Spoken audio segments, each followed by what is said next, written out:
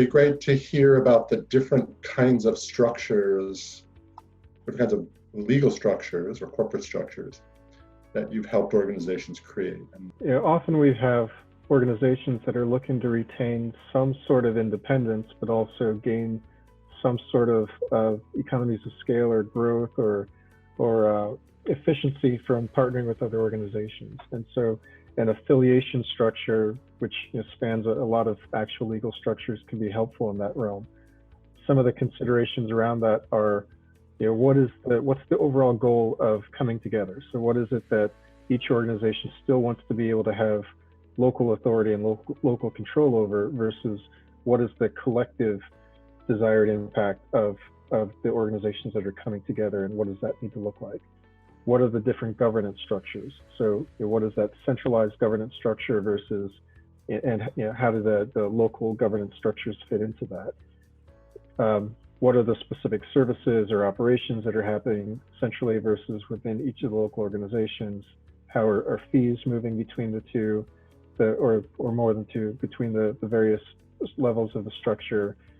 How is fundraising shared? All those types of things, including where I think getting really specific about decision rights. So how are decisions made for the central organization, and how aligned do the affiliating organizations need to be on some of those types of decisions and operations? We see a wide range of that. So for example, some organizations that are in an affiliated structure, the policy decisions are made centrally, and part of the agreement to be an affiliate is you're lining up with that, and that you're sharing those and communicating those and living out those policy positions.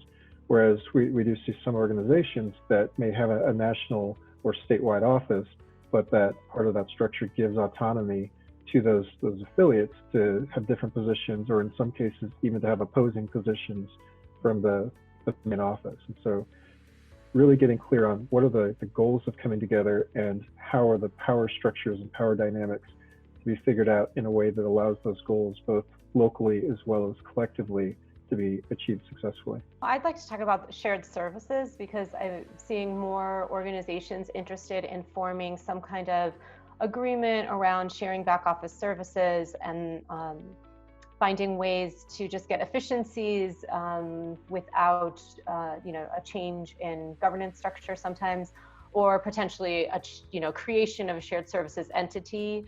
But I think there's a lot of interest in that, and a lot of that work comes down to thinking about what the services are that are going to be offered, and then how those costs are going to be allocated, and how decisions are going to be made about that going into the future, and how that that is governed in general. But I think that's a really interesting new area that isn't your traditional merger or parent subsidiary relationship, and that more and more groups are thinking about how to do that. And thoughts that you may have about how to help organizations think about whether to create a new entity to deliver those services, as opposed to one of the partners sort of taking on the role of deliverer of those services?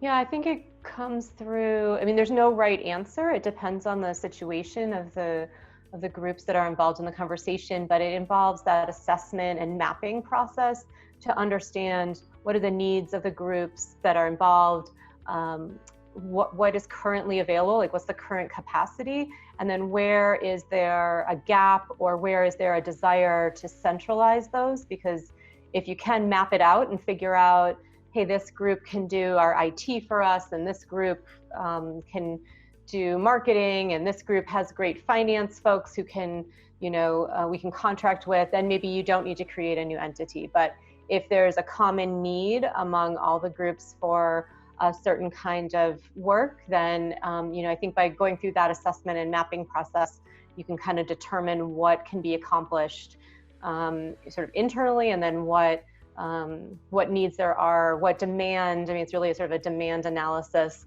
for really creating a completely separate entity. Yeah, I think she's completely right. Like, you have to consider the needs of the organizations, and if there is really the need to create a new entity versus having an existing entity provide those services.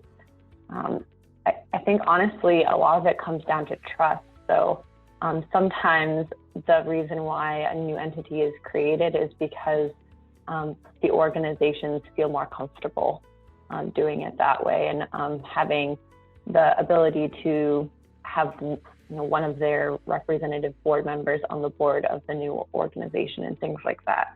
So those are some of, I think, the reasons why an organization or a group of organizations might create a new entity versus using an existing entity.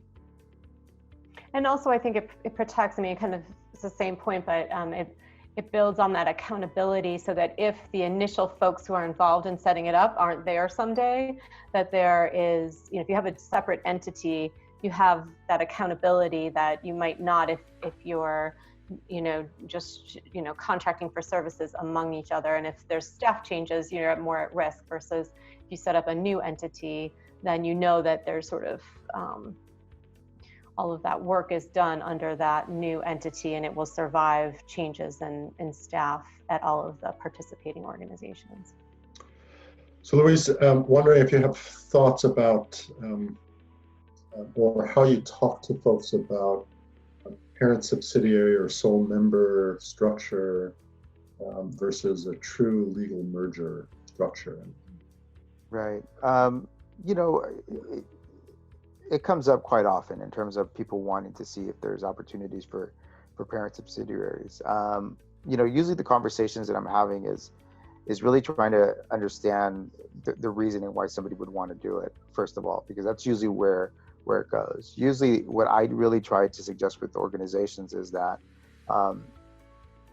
is to let the need actually dictate whether or not you do it, because a lot of organizations want to go, oh, this sounds really good, parent subsidiary, because they don't want to give up certain positioning, whether it's brands or other within the organization.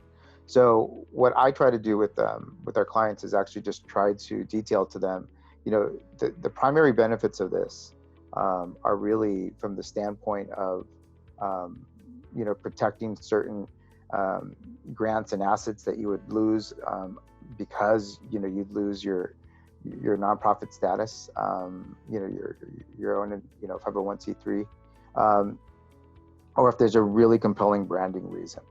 But for the most part, I also look at it as an interim step. I tell a lot of folks at some point it usually benefits most organizations to use this as an interim step towards a full-on merger, because there's still quite a bit of conflict that exists when you do have a parent subsidiary, and the conflict is really around usually brand recognition, a little bit around authority, and governance. And so you really want to make sure that they really are fully clear that it's usually more of a necessary step than one we would probably recommend as a long-term solution to strategic restructuring.